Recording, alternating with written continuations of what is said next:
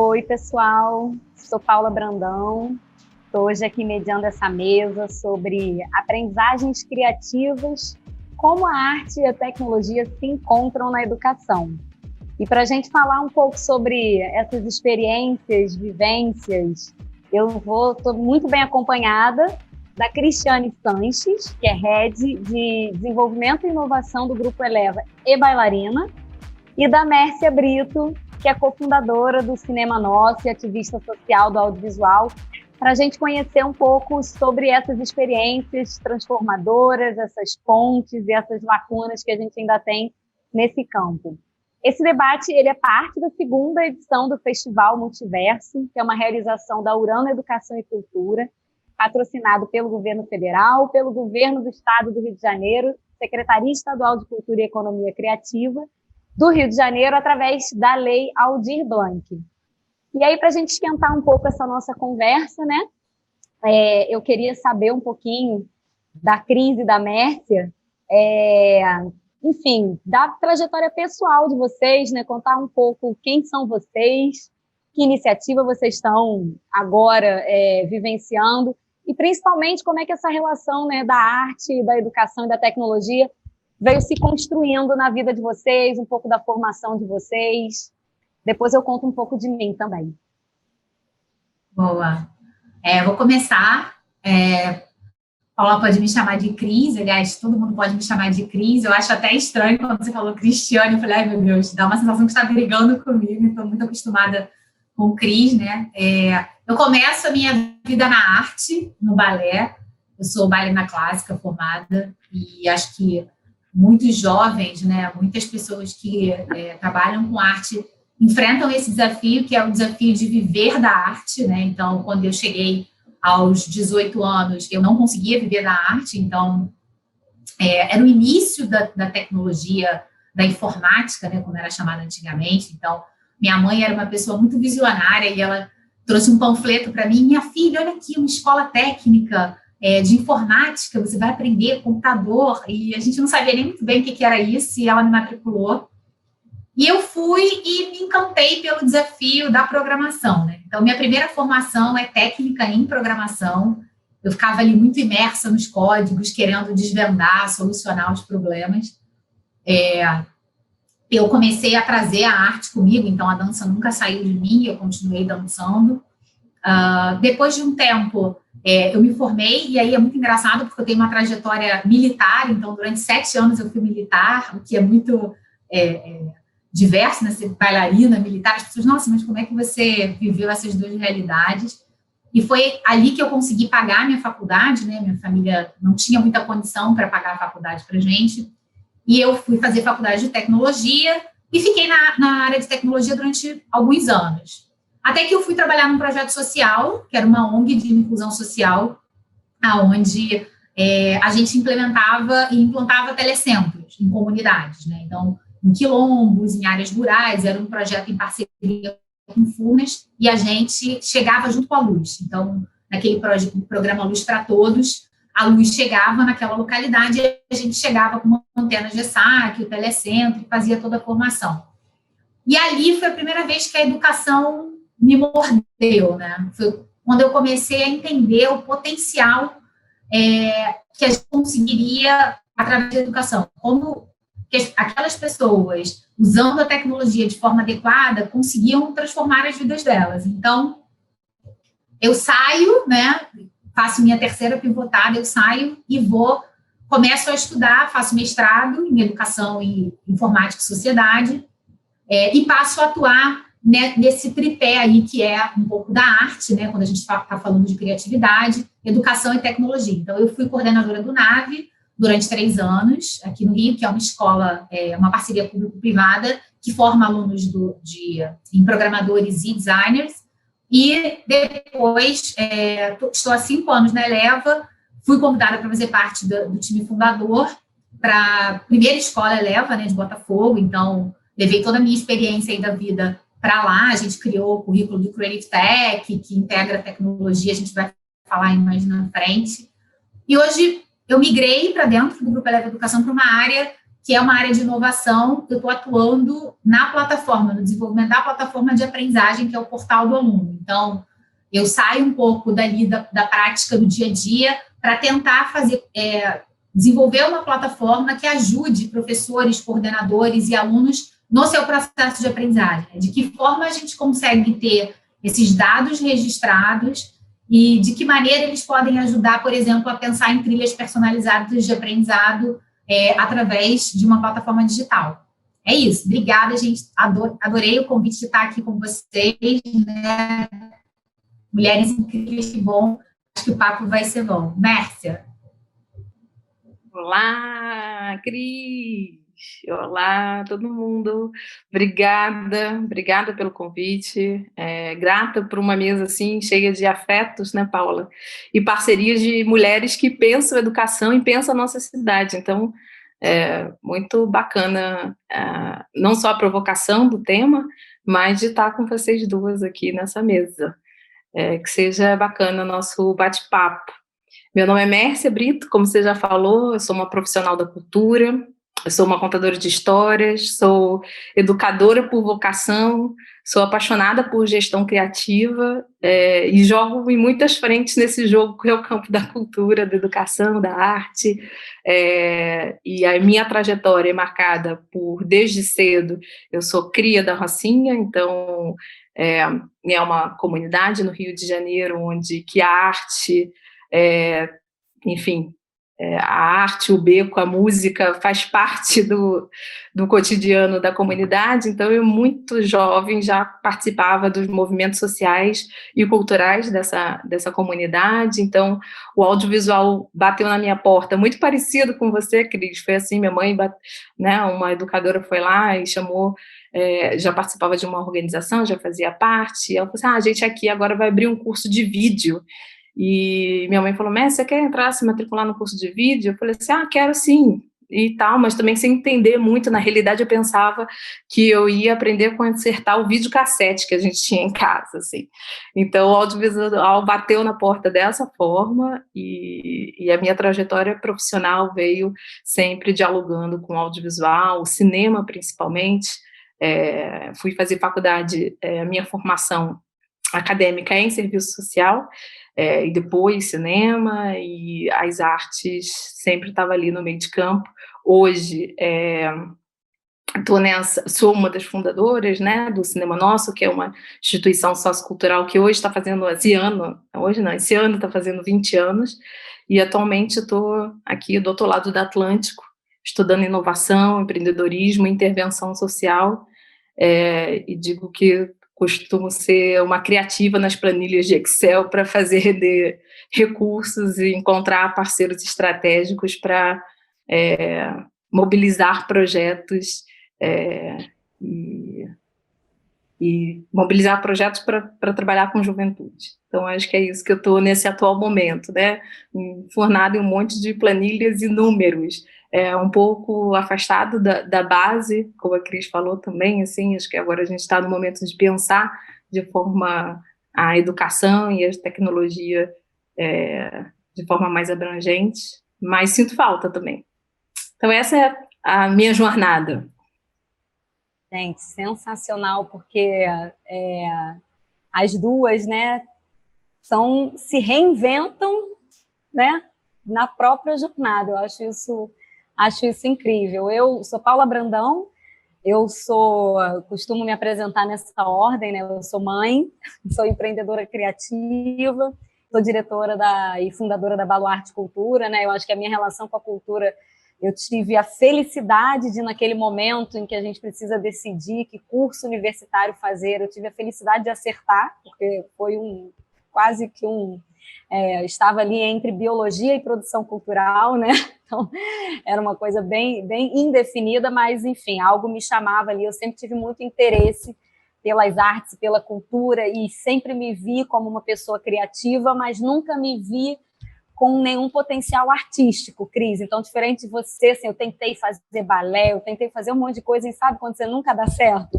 E aí, quando eu soube da faculdade de produção, eu falei, olha que legal, eu posso trabalhar com cultura, mas eu não preciso, né, vou para esse outro lugar, mas também não fazia a menor ideia, né, do que seria uma graduação em produção cultural e um mercado de produção cultural que, na época, ainda nem bem era um mercado tão formalizado assim. Enfim, mas em paralelo eu também fiz comunicação social, e eu acho que muito dali veio a minha aproximação mais com o universo das mídias, principalmente, né? E nessa trajetória de Baluarte, que é praticamente minha trajetória profissional se dá na Baluarte, né? A Baluarte é meu grande laboratório e é onde eu realizo muitas das vontades, né? Então, acho que é muito bacana, assim, quando a gente vai para esse lugar do empreendedorismo, que essas realizações, elas acabam se tornando seu laboratório de vida também, né?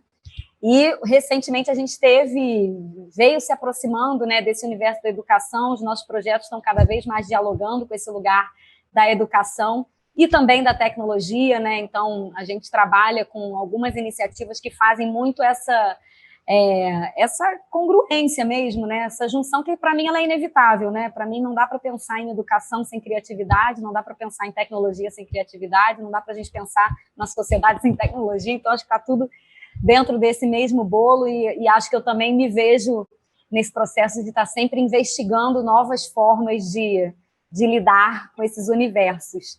E aí eu queria, sim, ouvir de vocês um pouco mais, pensando nesse campo, né, de arte, tecnologia e educação, o que vocês veem de aproximação e o que vocês veem de distanciamento? Aí eu vou colocar uma sementinha mais nessa pergunta, porque eu acho que a Cris está com certeza vivenciando todo esse processo dessa plataforma, porque ano passado, né, a gente teve ali o ensino remoto emergencial empurrando, né, todo o sistema educacional para o lugar da tecnologia, né? Então, escolas que já estavam nessa caminhada, projetos que já estavam nessa caminhada, se viram forçados a acelerar essa caminhada, e iniciativas que não dialogavam muito com esses lugares, né, iniciativas muito do campo educacional, artístico, né, muitos projetos sociais, artísticos, se viram ali numa necessidade latente, emergente, de fazer essa aproximação. Então, eu queria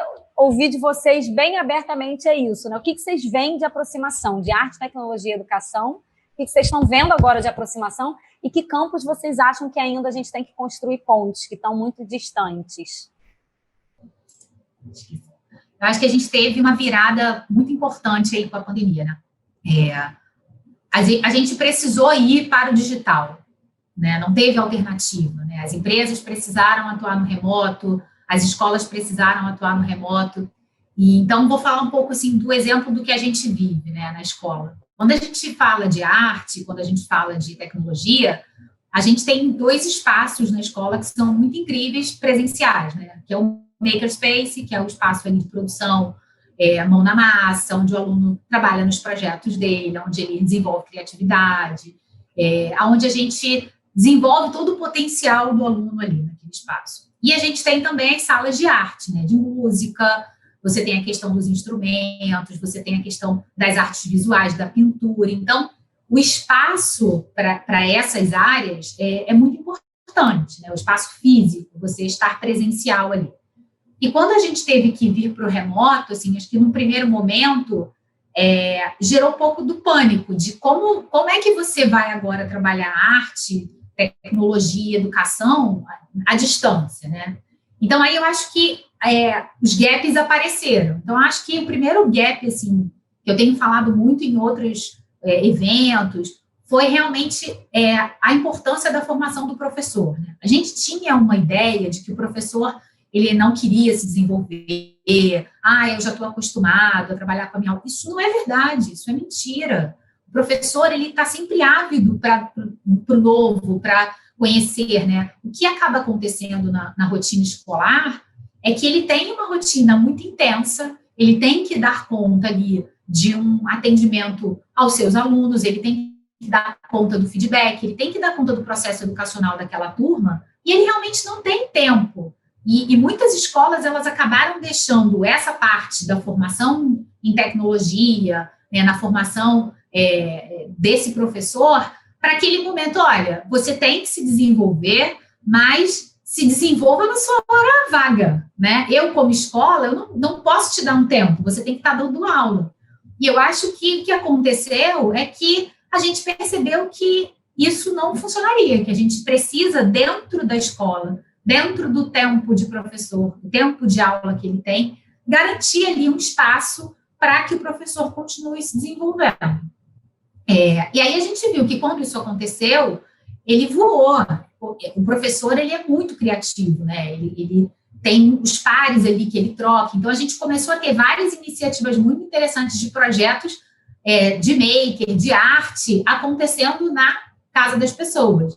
A gente teve aqui um projeto das máscaras, feito pelo time de Visual Arts, que é fazer as máscaras, desenhar as máscaras, todo esse trabalho, e produzir, e vender, e reverter o dinheiro da venda para o projeto social da escola, de bolsas para os alunos. Então, as ideias começaram a surgir. Então, eu acho que a pandemia, ela aproximou muito essas áreas, né? Porque são áreas que, quando a gente fala...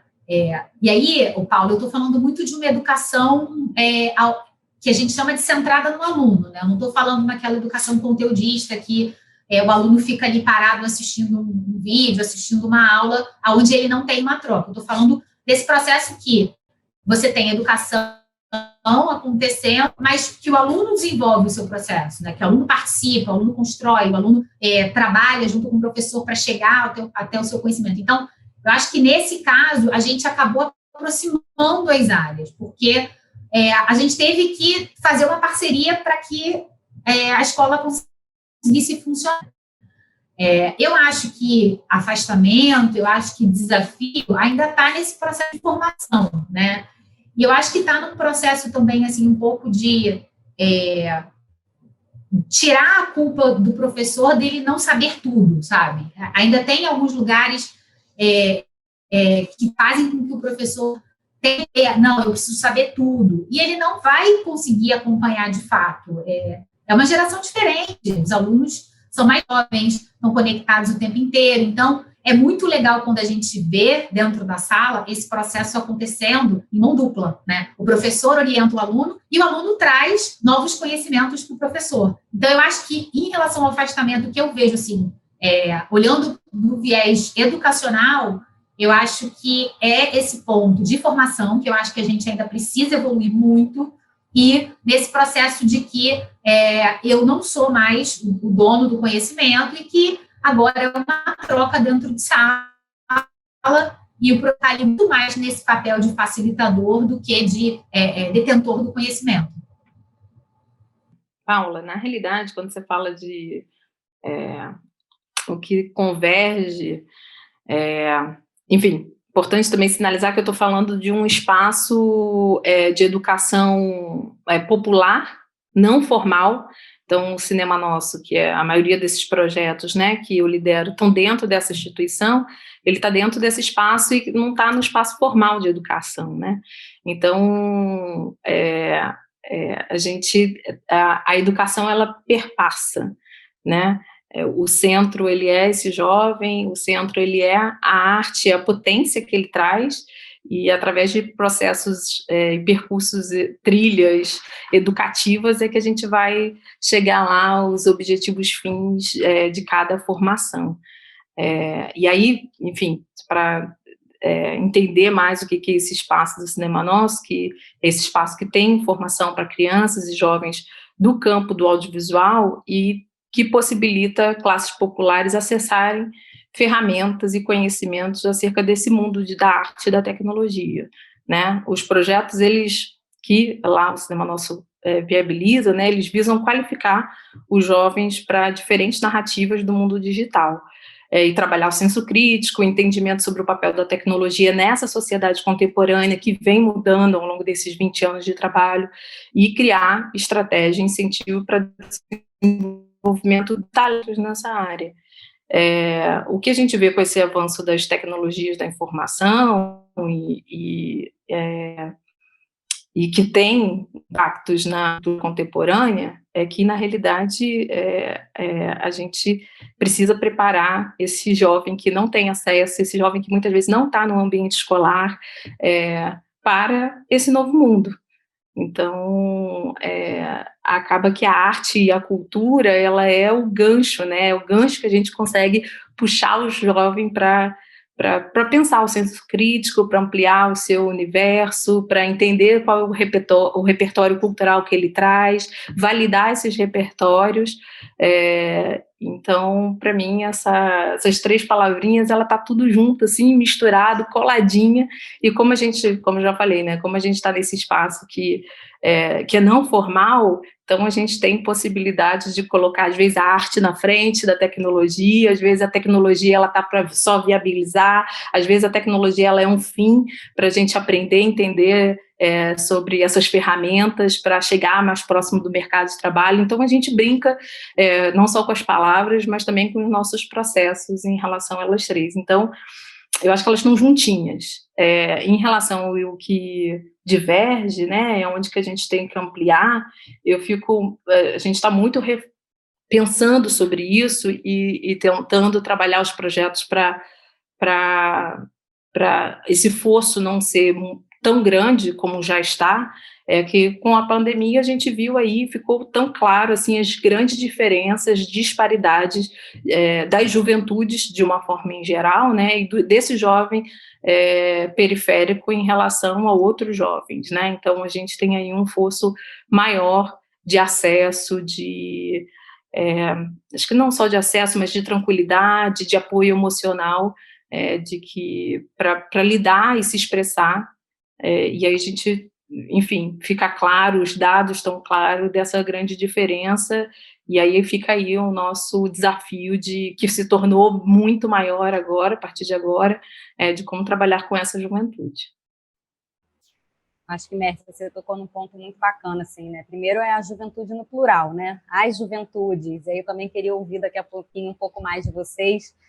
Qual é a percepção que vocês estão tendo dessas juventudes? Eu acho muito bacana a gente estar tendo essa oportunidade aqui de falar, né, de iniciativa do ensino formal e do ensino não formal, e de públicos diferentes também, né? Eu acho que essa é a pluralidade que a gente tem que olhar para ela com a riqueza da diversidade também, né? E que bacana poder trocar, sabendo também que essa questão, principalmente do acesso da estrutura, né? E aí é isso, não é só uma estrutura física, mas é uma estrutura muitas vezes emocional, é uma estrutura de saúde, né? É uma estrutura que envolve ali todo um ambiente, né, para o desenvolvimento do interesse dessas juventudes. E aí queria ouvir um pouco assim, como que vocês percebem essas juventudes e na vivência de vocês, né, nesses projetos que vocês tocam, que vocês estão envolvidas, como é que vocês percebem o interesse dessas múltiplas juventudes na tecnologia e na arte nesses processos educativos, né? Como é que vocês percebem que isso vem acontecendo?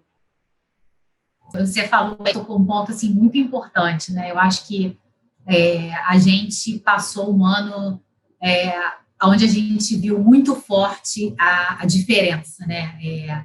A desigualdade. Então, agora mesmo a gente teve aí o Enem acontecendo, né, com um número absurdo de alunos que não compareceram, e não compareceram porque eles realmente não tinham como estudar durante a pandemia, né? Eu trabalhei em 2 realidades muito diferentes, né, durante um tempo no NAVE, e eu ainda tenho muitos amigos lá, e é uma realidade, é outra realidade, assim, o aluno realmente ele não tem acesso, ele não consegue, ele mal tem uma conexão, ele consegue colocar ali uma conexão que ele pega de um bar da comunidade, às vezes ele pede para alguém uma coisa roteada. Cara, se você pensar o que é estudar usando um celular, é loucura, é impossível, né? Então, foi um ano muito marcado por isso, né? E eu acho que isso também traz um pouco essa questão que você falou, Paula, das juventudes, né? Das diferentes juventudes. Então, enquanto eu estou no meu espaço ali discutindo, falando sobre fake news, com um currículo de Creative Tech, que eu estou trazendo para os alunos ali uma formação midiática, né, tratando sobre todos os temas aí que a gente está vivendo, o aluno da comunidade, ele está ali numa situação que ele nunca ouviu falar sobre isso, né? Recentemente, um amigo, ele está dando um curso num projeto social sobre um curso de cidadania digital. Então, ele está falando um pouco sobre inteligência artificial, o que é, sobre fake news, sobre o que numa escola privada a gente já está discutindo, já está trazendo para dentro da sala. E ele me contou muito impressionado que ele falou, Cris, eles nunca tinham sequer ouvido alguns falar sobre esse tema. E eu fiquei, assim, assustado de imaginar que um jovem que você pensa, não, eu ouço às vezes muito esse discurso. Não, mas o jovem, ele tem um celular. Qualquer jovem tem um celular. O jovem da comunidade tem um celular. Isso não é verdade. Então, assim, eu acho que tem essa questão das juventudes, né? É marcada por muita desigualdade. Eu vejo também que tem um aspecto, assim, muito diferente em relação à nossa formação, né? A gente tinha uma formação, eu já não tenho tanto, que acho que eu já pulei meio a banda de lá, eu já fiz aí, pivotei por várias áreas, mas antigamente você tinha uma formação, você fazia advocacia, você seguia 40 anos ali naquela carreira, você ficava numa empresa, né, fazia toda a sua carreira profissional lá, e isso tem caído, né? Cada vez mais a gente está falando de criatividade no trabalho, de felicidade no trabalho, né? De como é que você torna o ambiente, de fato, saudável. E os jovens, hoje, eles estão muito mais conectados a esse tipo de ambiente do que só ganhar um bom salário ou estar numa determinada posição dentro de uma empresa, né? Se você vai, por exemplo, elogiar um aluno por um trabalho que ele fez, ele está muito mais olhando para o lado do time, do grupo, né? Ele prefere muito mais que esse elogio seja feito ao grupo do que a ele individualmente, né? É uma mudança muito grande que a gente vê acontecendo. E a gente vê que eles gostam muito mais de liberdade, flexibilidade, que as atividades que são nesses espaços criativos, né? Em makers, em estúdios, em lugares onde eles podem realmente produzir, que eles ficam muito mais motivados, muito mais engajados. Então, isso eu acho que é igual para todos os cenários, né? Eles gostam de espaços onde eles possam pensar, criar, conversar, trocar. Não é mais aquele processo ali que eu fico sentado só recebendo a informação, né? É um espaço, é uma coisa muito mais viva. Então, eu acho que tem muito a questão da desigualdade que eu vejo forte das juventudes, né? Então, são gerações diferentes que a gente está formando. E essa questão de um perfil aí parecido, que é esse ligado a uma geração que é multi, que gosta de estar conectada em vários lugares ao mesmo tempo, fazendo várias coisas. Ela está assistindo aula, ouvindo música, falando no chat, enfim. E como é que você consegue prender a atenção e motivar esse aluno, esse jovem, a atuar em algum projeto, né? A finalizar algum projeto, a desenvolver algum projeto. Vai, Mércia. Ô, Paula, essa questão das juventudes, né? Acho que eu fui aprendendo ao longo dessa troca, de conhecer e conhecer várias juventudes, não só geracionais, né? E eu acho que a Cris falou muito assim que existem gerações, né, diferentes, mas também de um Brasil tão grande, tão diverso que a gente tem, de um país continental. Assim, acho que eu sou muito grata de ter durante muito tempo trabalhado com cinema, assim, de base e com documentário, de ter viajado muito pelo Brasil, e a gente vê e aí reconhece essas realidades diferentes, de juventude diferente que a gente tem só dentro do nosso território, né? O que pra gente, a gente acha que, enfim, uma faixa etária de 20 anos ou 19, 18 anos no Rio de Janeiro tem determinadas atitudes, em outras do Brasil já é hora já são meninas, mulheres já com filhos, né? Então, e aquilo já faz parte da cultura, enfim. Então, são juventudes diferenciadas, né? Então, eu não gosto muito de colocar nas caixinhas, assim, né? De como é que são essas juventudes, até porque também falo de um lugar diferente, né? De um lugar que não está na academia, de um lugar de quem está muito mais do processo de escuta, está no processo de escuta para poder pensar meios. E aí eu gosto muito de um poema de um poeta que eu gosto muito, né? A Cris vai saber, que é o Manuel de Barros, e ele tem um poema que chama Menino do Mato. E ele fala que a gente tem que tomar cuidado com as palavras bichada de costumes. E aí, isso me remete muito, essa frase me remete muito aos conceitos já pré-determinados de juventude que a gente vê. Então, que juventude é aquele rebelde, que não quer nada com a vida, ou de juventude do campo da academia, né? Quando você joga lá para saber o que é juventude, a gente vê os conceitos ligados a tribos, ciclo de vida, trabalho, jovens neném, então, todas uma forma de colocar ali um rótulo para os jovens. E aí eu fico me lembrando da minha juventude, né? Porque eu não queria rótulo nenhum. Então, eu gosto muito quando vou falar, e, enfim, penso e faço reflexões sobre a juventude, eu gosto muito desse poema, para a gente tomar cuidado com as palavras bichadas de costume. Mas eu fico, enfim, nessa trajetória do dia a dia de vivenciar projetos que não estão nesse espaço da escola, né, e possibilitar, através do audiovisual, chegar até determinadas comunidades, como foi na Amazônia, a gente trabalhou lá com meninas, como foi no Nordeste, no sertão paraibano. Eu gosto, enfim, esse know-how que os educadores lá do Cinema Nosso têm, e a gente foi fazendo, né, com essa perspectiva de levar uma câmera, a câmera ser o primeiro passo, o primeiro ao fazer, depois a gente refletir como, né, a gente vê que esses tipos que está baseado aí também em conceitos, né, a gente tem como mestre aí o Paulo Freire, que é o primeiro fazer e depois refletir sobre, depois a gente pensar processo, bebendo muito da fonte lá do processo de alfabetização, né, da escrita, e que o Paulo Freire sistematizou, a gente realmente bebe muito nessa fonte.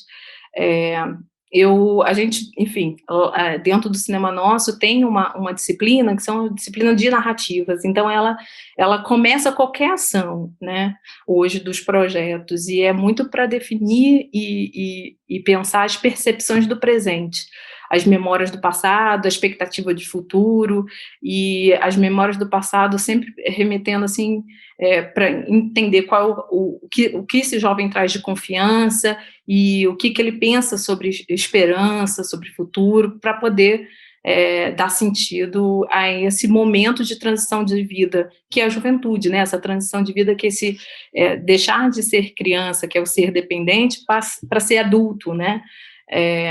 Então, é pensar a vida individual para a vida social. Quando a gente está falando de juventude, a gente pega essa faixa etária nossa, né, que a gente vivenciou. E aí, trabalhando com jovens de periferia, a gente vê que esse momento é um momento muito de fala, da gente escutar o repertório, de entender o repertório que ele traz, legitimar muitos repertórios para poder avançar. Então, isso a gente faz para o campo da narrativa, da escultural, né, para poder pensar futuros. E uma das coisas que a gente vê em vários momentos, né, é a falta de perspectiva de futuro.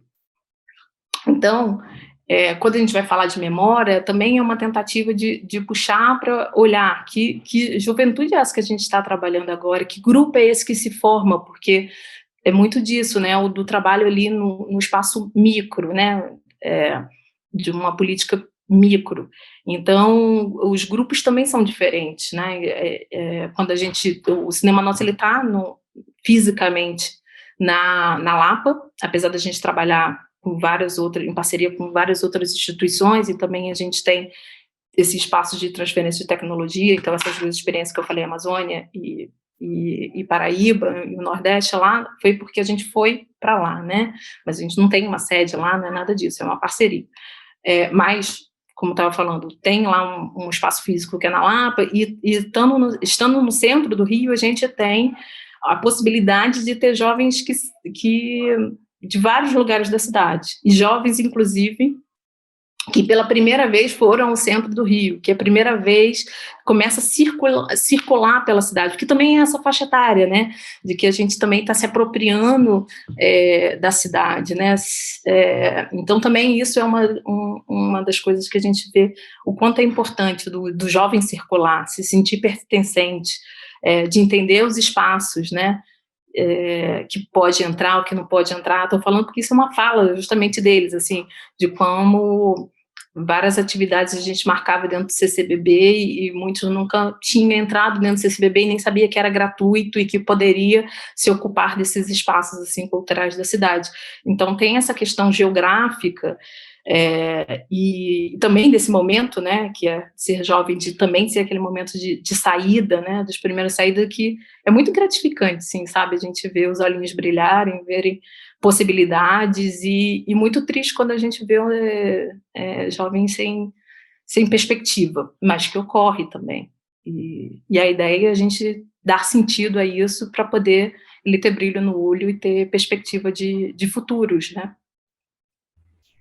Eu acho que é incrível, né, ouvir as duas experiências, e quando a gente fala dessas juventudes, né, no plural, eu acho que vem muito também dessa característica de desigualdade, com certeza, mas vem também, como vocês estavam comentando, né, desse momento em que se quer experimentar, não se quer se definir necessariamente, né? Você está ali, é um momento de muita potência, né? É isso, de busca de liberdade, de ampliar repertório, de experimentação, e eu acho que por isso é tão bacana a gente poder aproveitar esse momento para trabalhar esses processos. Mércia estava falando, né? Eu estava me identificando muito, porque a gente na Baluarte também tem o Estúdio Escola de Animação, que é um projeto que trabalha, enfim, arte e tecnologia para a juventude, e é muito esse processo, Mércia, de como eles se conectam quando se identificam em torno de interesses compartilhados, né? Então, muitos jovens entram ali no projeto também sem ter uma visão muito clara e muitas vezes sem ter mesmo um círculo social, porque tem interesses muito específicos, e quando eles se encontram ali, a potência que é você facilitar, porque eu acho que quando a gente está falando de arte e tecnologia, na educação, passa muito pela facilitação desse processo de descobrir a própria potência criativa, né? E eu acho que, ouvindo também Mércia falando sobre, né, essas vulnerabilidades, né, de como a gente consegue, eventualmente, trabalhar essas vulnerabilidades através desse processo. E aí eu acho que aqui, quando a gente toca nesse ponto da vulnerabilidade, eu acho que a juventude é um momento em que existem muitas vulnerabilidades, não só das desigualdades sociais, mas das descobertas, né? E acho que talvez Cris também vivencie isso um pouco, né? Das incertezas e da descoberta, e como que... Queria ouvir um pouquinho de vocês, assim, das experiências que vocês vivenciaram desses processos educativos, né?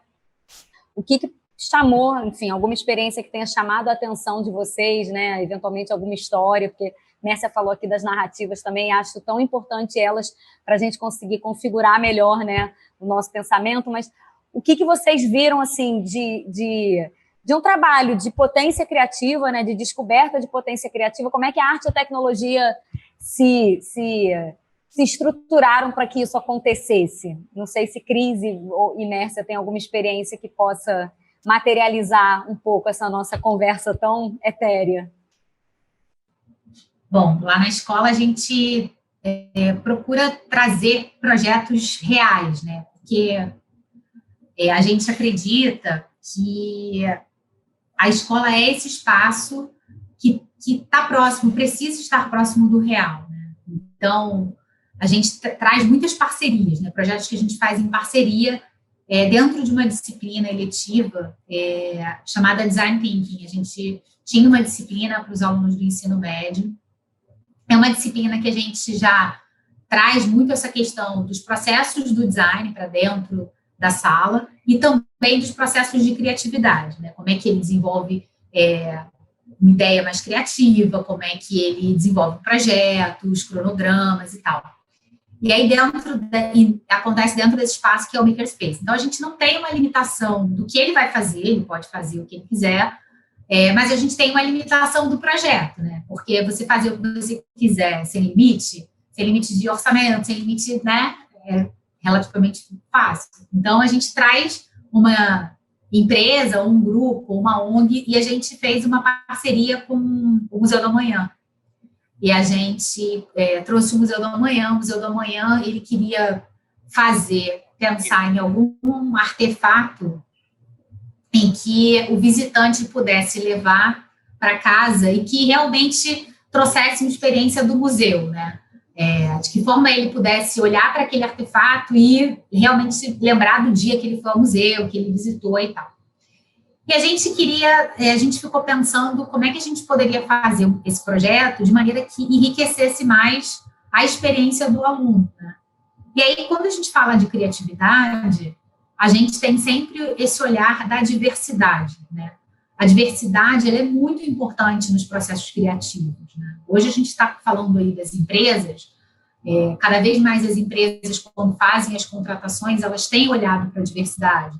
E não é porque elas são legais, que elas, eu quero trazer um benefício para a sociedade, então eu vou fazer um processo seletivo, eu vou olhar para a diversidade, trazer pessoas diversas para o time. Não, porque é fato comprovado, a gente tem dados de que a diversidade, ela aumenta o nível de criatividade da empresa, porque você tem outras pessoas com outras experiências trazendo os seus olhares ali para dentro daquele projeto.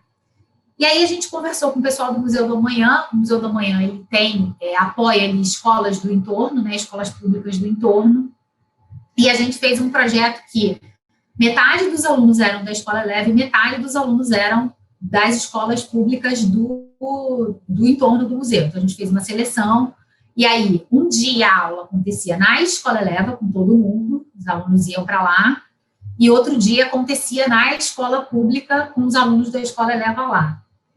E, gente, foi uma experiência, assim, incrível, assim, a gente depois ouviu alguns depoimentos, a gente conversou com os alunos, assim, os alunos aprenderam tantas coisas que a gente não tinha pensado que seria possível, sabe? Os alunos da Escola Eleva tiveram um olhar totalmente diferente para aquela realidade e conseguiram enriquecer o projeto de uma maneira que, no final, eles fizeram as apresentações para o time do museu, né, todos os grupos, e foi difícil escolher qual era o projeto vencedor, assim, porque as ideias foram muito, muito incríveis, muito legais. E a gente aprendeu muito, assim, com esse processo, sabe? Então, eu acho que quando você... talvez a Mércia tenha uma experiência mais enriquecedora, porque é isso, quando você está na educação não formal, você tem essa possibilidade, né, de trazer, e essa disciplina é uma disciplina eletiva, a gente encara ela como uma disciplina não formal, porque, assim, é uma disciplina que não está no currículo, é uma disciplina que tem, claro, um pass or fail ali, o aluno passou ou não, mas a gente está muito livre para criar, né? A gente não está preso a um currículo, a gente não precisa cumprir determinados objetivos de aprendizagem naquele ano, a gente está muito ali conectado com aquele grupo de alunos e deixando e orientando para que eles consigam desenvolver projetos e ideias. Então, o que você aprende nesse processo de construção é muito bacana. Então, eu acho que é uma experiência assim, que eu gosto muito de falar e que eu acho que é muito... traz assim, o potencial que a escola pode ter, né? Quando a gente sai um pouco da caixa e faz outras coisas. Enfim, eu tenho vários e fiquei aqui pensando quais que eu sinalizo, quais que sejam interessantes. Na realidade, esse momento da pandemia, houve muito um retorno, assim, né? Bom, a gente está falando aqui de juventude, mas quando eu, enfim, iniciei minha jornada profissional também, né, apesar de já ter passado por vários espaços, quando a gente fundou lá o Cinema Nosso, eu também era super jovem, 19 para 20 anos, então também era esse espaço de transformação, então a minha própria transformação, meu próprio percurso profissional e criativo se dá dentro desses espaços, e aí poderia ter várias outras coisas assim, mas fiquei pensando aqui uma experiência que eu não falei lá sobre outros espaços, né, que eu já estive. Eu fui professora lá da Escola NAF, da qual vocês também têm aí relação, todos vocês, e foi muito bacana. Um projeto que foi um projeto logo assim quando eu entrei, e o desafio, eu enquanto lá a gente estava na equipe de roteiro, uma pessoa que, né, vinha para as disciplinas de cinema, roteiro, criar, e quando me colocaram né, para pensar a oficina integrada, né, e ter aula dar aula para os meninos de programação, e aí eu fiquei pensando, assim, nos primeiros dias, vendo, e um aluno me chamou muita atenção, né? Esses alunos que eram, enfim, que era o silêncio dele, né? E eu fiquei pensando, o que se faz com silêncio? O silêncio no cinema, ele tem significados, né? São pausas estratégicas, muitas vezes, né? E eu via nesse aluno sempre um silêncio e um olhar distante. E ele me fez pensar e eu ficava pensando como é que eu ia atingir, né? Como é que eu ia chegar nesse aluno com esse desafio, né? Eu penso, gente, eu sou do campo das narrativas, como é que eu vou falar com esses meninos de matemática, né? Que está pensando programação, enfim, e a gente fez a concepção do projeto, que era o projeto que se chamava... agora até me fugiu o nome do projetinho, mas era o projeto em cima dos poemas de Manuel de Barros, e que é disso, é um poeta que eu sou super fã, e que é muito imagético, e que fala muito de silêncio, sabe?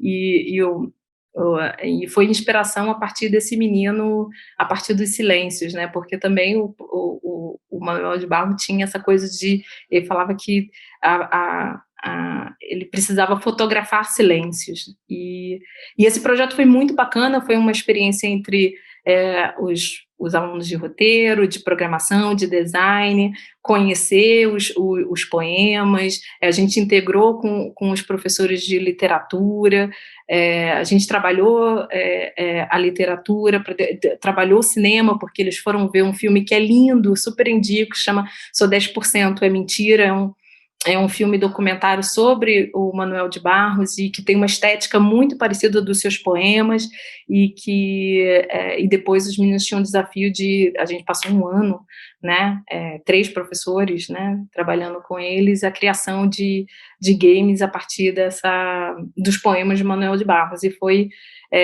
um percurso ali, um processo educativo com a tecnologia, com a literatura, muito bacana para mim, e acho que foi para os alunos. Um outro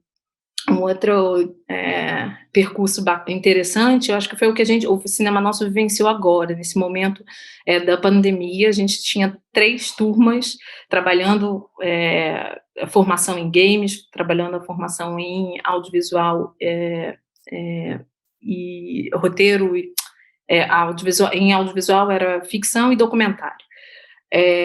E no meio da pandemia, um grupo muito potente, porque eram primeiras turmas só de mulheres negras, então a gente tem aí uma interrupção desse encontro que, como eu falei, né, e lá isso é muito forte, né, a questão da pedagogia do afeto, de primeiro tem a narrativa, primeiro você visita os ancestrais para poder seguir em frente e aprender tecnologia, desenvolver projetos em arte.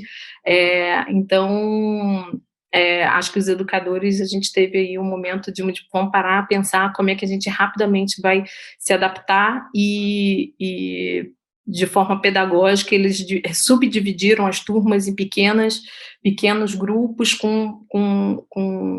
acionamos um time que eram de ex-alunos, né, que já estão no mercado, a maioria mulheres negras, que já são potentes dentro dessa área, para ser mentoras dessas meninas, e a trajetória delas foi muito bonita.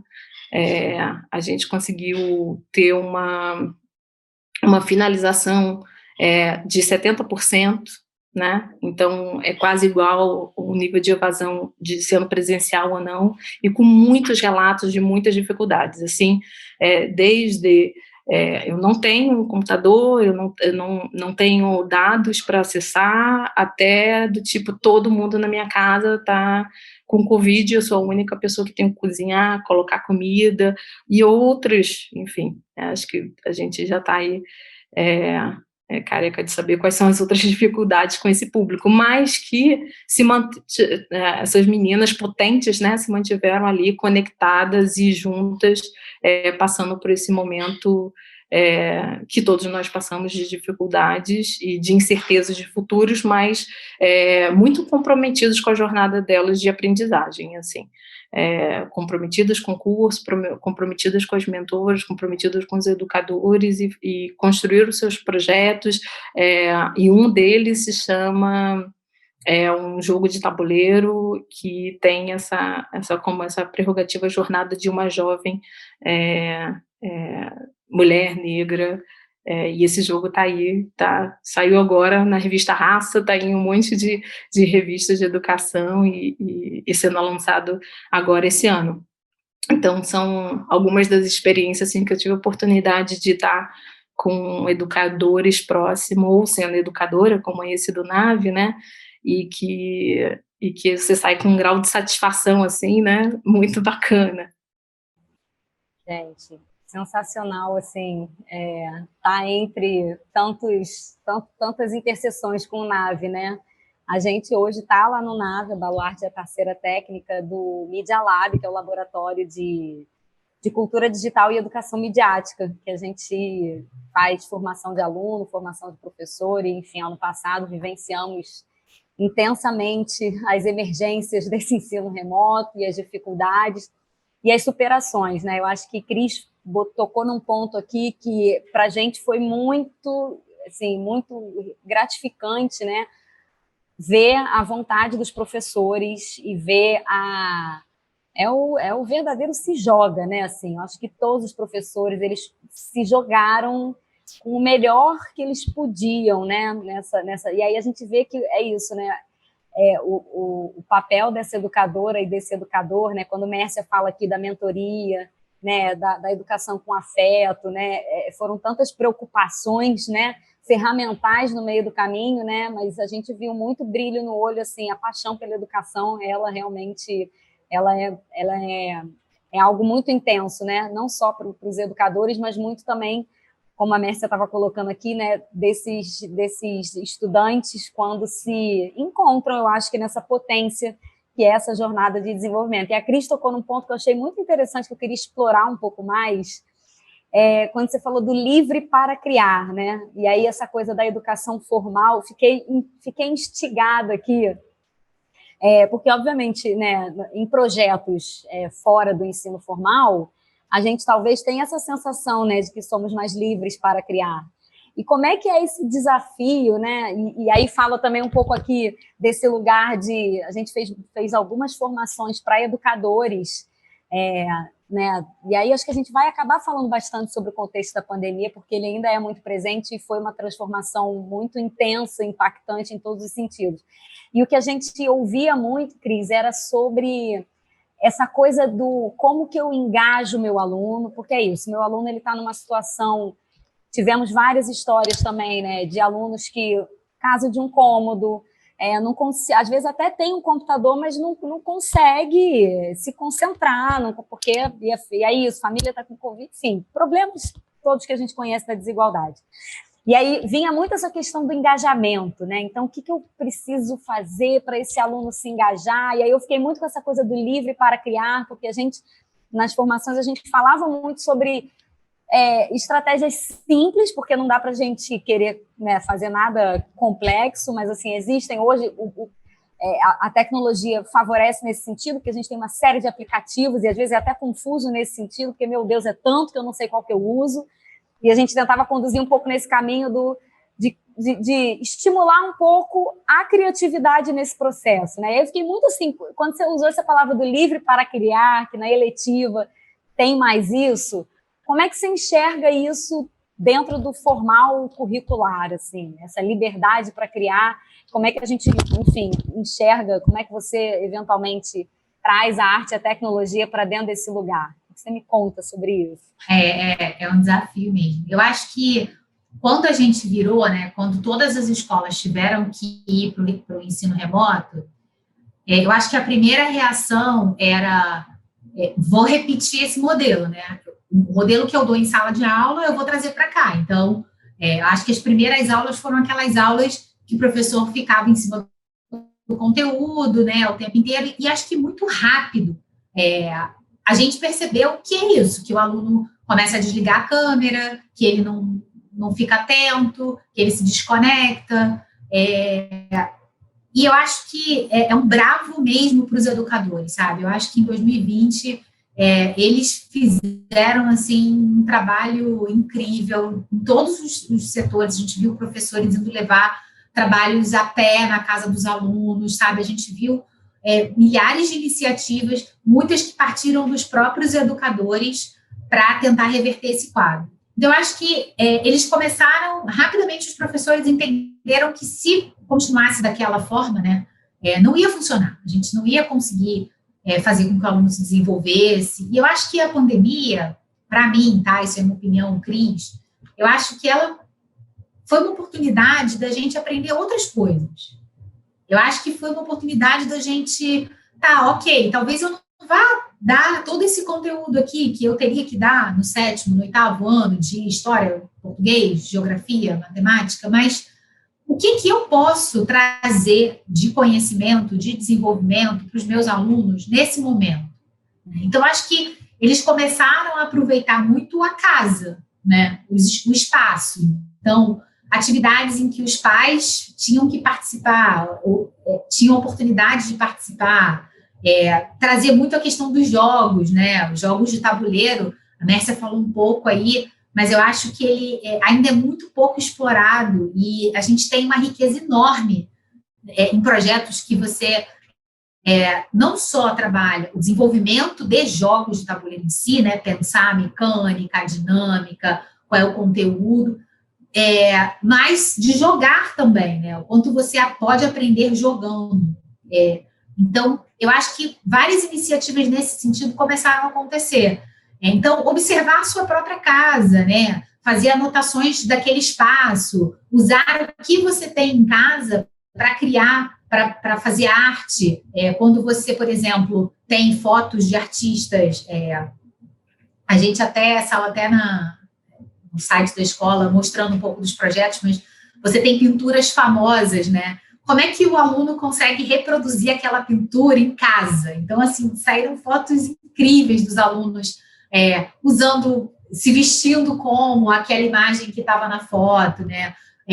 Imitando a Mona Lisa e botando várias coisas e tirando uma foto. Então, como é que você consegue representar o artístico usando a tecnologia? Porque você tinha que usar um celular para fotografar, uma câmera. E aqui, Paulo, eu, Cris, também acho que tecnologia não é só computador, celular. Para mim, papel, caneta, tesoura é tecnologia, né? Então, estou falando muito com esse olhar. E os professores começaram a explorar as casas, as vidas dos alunos, as rotinas, né? O que eles tinham ali naquele ambiente. Então, isso eu acho que mudou para sempre, porque quando o professor teve que se reinventar para utilizar isso, ele não vai ser o mesmo quando ele voltar para a sala, sabe? Quando ele estiver ali com os alunos. Ele deu uma virada para um outro lugar, ele se redescobriu como professor, como educador. Então, eu acho que isso foi um ponto muito positivo, assim. E eu acho que é isso. Quando eu falo de liberdade, eu falo desse espaço que você pode usar, as coisas que você tem em casa para desenvolver e para construir o seu conhecimento. A crise é moleza? Não, é difícil você pensar numa aula, você planejar uma aula, né? E aí eu falo que é muito importante a gente ouvir os alunos. Lá na escola, a gente tem essa matéria, essa disciplina de Creative Tech, que é uma disciplina onde o aluno trabalha conteúdos do Maker, do Mídia, audiovisual, né? Ele faz projetos ligados, conectados nessa área. E uma das estratégias que os professores usam é conhecer bem esses alunos, entender o que os motiva. E se o que os motiva é, de repente, um jogo que agora está bombando, um game, nossa, agora é uma febre, eles estão usando isso, como que eu vou pegar isso, que é já um fator de motivação para ele, e transformar em alguma coisa que eu possa, por exemplo, falar sobre criticidade de fonte, falar sobre fake news, trazer um conteúdo que está ali no meu currículo, mas que eu posso fazer isso através de uma coisa que ele goste muito de fazer. Então, eu acho que isso foi uma virada de chave, eu espero que ela permaneça, porque a gente teve relatos muito legais de alunos que gostaram muito mais de fazer coisas nesse formato. Muito Muito legal, Cris. Eu vou fazer uma outra provocação para a Mércia, mas só para fazer um comentário sobre isso, né? Que como a criatividade se dá nessas gambiarras, né? Gambiarra no sentido de quando você não tem aquilo que você precisa, você inventa uma forma, né? E eu acho que a gente vivenciou isso muito. É isso, a gente, né, inovou em diferentes partes porque estávamos obrigados a lidar com um novo contexto. Eu acho que quando a gente, para comentar aqui do Nave também, né, essa coisa da criatividade, a gente tem uma dinâmica que a gente, no primeiro dia de aula que a gente está com o nosso grupo de alunos, a gente sempre pergunta quem aqui se acha criativo? Porque às vezes as pessoas têm um pouco de receio de se admitir criativas, né? Como se falar que eu sou criativa fosse me colocar num lugar assim, então eu preciso fazer uma obra de arte brilhante. E eu fiquei, Mércia, muito lembrando de um aluno que respondeu no primeiro dia, não, eu não sou criativo. E aí eu fui tentando investigar, né? Mas você acha que você nunca foi criativo? Nunca. Eu falei, mas você não, quando era criança, você não brincava? Não. Eu falei, gente, e fiquei assim muito impactada porque eu não consegui abrir o diálogo para que ele entendesse que criatividade está em nós, né? Assim, a brincadeira de perguntar quem é criativo é para provocar isso. E no fim do processo que ele teve com a gente, ele estava super, eu sou criativo, e ele fez um trabalho brilhante. Então, assim, às vezes é mesmo fazer essa coisa da descoberta em si. E aí, Mércio, por que eu puxei essa história? Porque você falou também ai meu Deus, eu de narrativas vou conversar com os programadores da matemática. E aí eu acho muito legal essa provocação também, porque a arte e tecnologia ela tem um pouco esse baque, né? De que, não, você é um artista e você é da área da tecnologia. E, na verdade, a gente está falando, né, de um mesmo processo de criar. Né? Estamos falando de criatividade. Aí eu queria também te ouvir um pouco falar sobre esse lugar do pensamento talvez mais exato e da criatividade e de uma outra coisa que você comentou aqui também, de afeto e tecnologia, né? Como é que vocês enxergam dentro das atividades do Cinema Nosso, né? E principalmente acho que vivenciaram, né, nesse último ano, mas também queria sair um pouco aqui da tecnologia digital, porque também concordo, não é só a digital, mas como é que vocês enxergam e como é que vocês trabalham essa questão do afeto da tecnologia e desse olhar mais exato para esse olhar mais da criatividade? E adorei aqui, acho que fazendo planilha e criatividade, né? Que as pessoas acham que elas não estão juntas, e eu sempre defendo isso também, Mércia. Eu falo, gente, trabalhar com planilha, você tem que ser muito criativo para trabalhar com planilha. Paula. Pois é, não, e outros espaços que nos conectam, né? Esse projeto que eu acabei de falar de mulheres negras, ele foi viabilizado graças ali à parceria da Baluarte. Então, eu acho que, enfim, realmente quando eu abri falando que fico feliz de ter um momento assim de conversa, porque também às vezes a gente coloca, o momento que a gente vai colocar na agenda de entender mais e conhecer mais vocês, e porque as nossas trajetórias já se cruzam nessa cidade, né, na mesmos espaços de luta e de advocacy, que é o campo da cultura, da educação e das artes. Então, esse projeto também foi viabilizado aí graças à parceria com a Baluarte. Anotei aqui, mas eu queria fazer um comentário que, quando a Cris começou a falar, eu me lembrei muito dessa questão de um medo e de uma tensão dentro do campo da educação, entre os educadores também, enfim, essa falsa frase que se falava que a tecnologia ia substituir os professores, né? E eu acredito fielmente pelo contrário, na realidade, a tecnologia na mão de grandes educadores, ela pode ser transformadora. E eu acho que a pandemia acabou também cutucando todo mundo de uma vez só, acho que, né, esses profissionais do campo da educação formal e não formal, porque eu também, apesar de não ter uma base na educação, né, também me considero uma educadora, e os meninos enfim, meninos e meninas que são educadores no Cinema Nosso, que fizeram seus percursos e seus corres educativos, muitas vezes fora da academia, mas estão em espaços de educação e também são educadores, né? Acho que também a gente coloca nesse bolo, colocou como se fosse em um momento único, todos, para poder pensar e pensar as estratégias e as gambiarras para lidar com isso. Então, acho que realmente a pandemia, ela também acentuou uma diferença entre os alunos com dificuldade de aprendizagem. E isso independe de ser um espaço popular ou não, né? E exigindo desse educador novos posicionamentos e novas, na realidade, o incômodo tendo que se reinventar e a se adaptar a essas novas tecnologias, consequentemente, pensar em novas metodologias, transformando, então, esse momento de aprendizado tendo que ser inclusivo. Então, eu acho que isso, assim, enfim, o que a Cris me falou, e eu queria, enfim, um espaço de reflexão para pensar sobre essa falsa frase, né, que a gente já escutou tanto, e de espaço dentro da própria escola, né, de relutância, quando vai falar de tecnologias dentro do espaço da escola, e esse entendimento que em algum momento ele ia substituir os educadores, e acho que a pandemia veio aí para reforçar que não, que na realidade, enfim, a gente pode mais pensar sobre isso depois, mas também acho que tem um espaço da escola, tem que se reinventar agora, nesse momento, o espaço físico da escola também, e a pandemia também traz essa questão de como os alunos também estão necessitados desse espaço de convivência, né? Então, acho que é um grande momento da escola se ressignificar. Bom, pensando nessa questão do afeto da tecnologia, eu acho que tem a ver com isso, né? Porque pelo menos na experiência agora que a gente vivencia, né? E no Cinema Nosso, a questão do afeto com audiovisual, o afeto com tecnologia, ela é uma premissa. Justamente através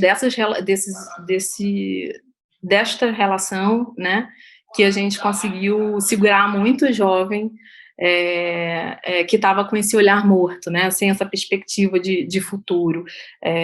Então, isso está dentro da missão, está dentro da forma de encarar os projetos, de você entrar num casarão. Acho que isso também tem um peso dentro da cultura organizacional do Cinema Nosso, de ter uma casa, né? Então, ser um espaço também de liberdade, de experimentação desse jovem dentro dessa casa. Agora, a gente está tendo uma experiência muito interessante, que é a primeira turma de um projeto específico lá, que é a produtora escola, está fazendo 11 anos agora, e tem uma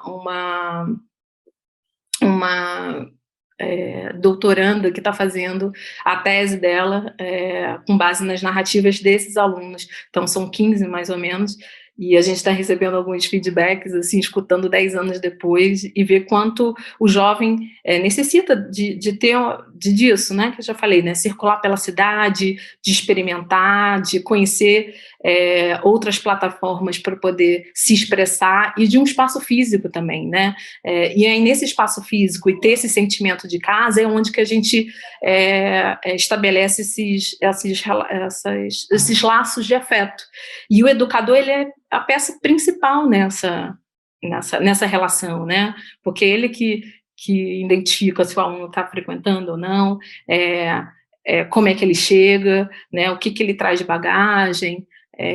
Então, ela é uma premissa primordial para a gente trabalhar com os nossos jovens, e eu acredito de uma forma em geral necessário. E acho que é isso. Você tinha falado mais outra coisa, mas já esqueci.